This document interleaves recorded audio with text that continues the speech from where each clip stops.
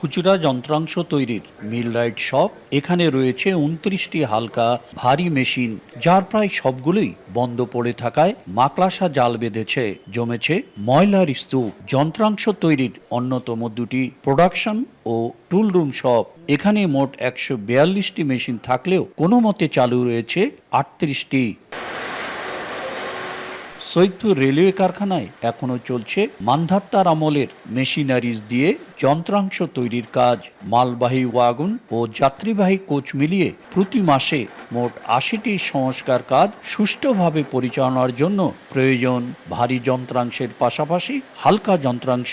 কিন্তু সৈয়দপুর রেলওয়ে কারখানায় বর্তমানে ৬৪৩ প্রকার খুচরা যন্ত্রাংশ তৈরি হলেও ২৫০ ধরনের ক্ষুদ্র যন্ত্রাংশ স্থানীয়ভাবে কিনতে বা আমদানি করতে হচ্ছে।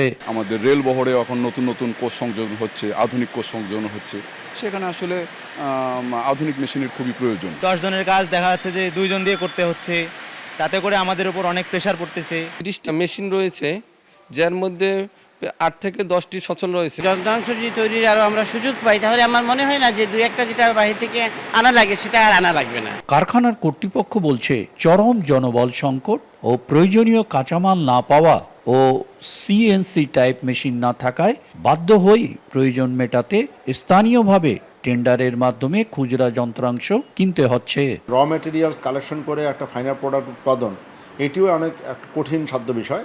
আগের দিনের মতো সহজ প্রক্রিয়ায় র মেটেরিয়ালস ক্রয়েও ব্যবস্থা নেই।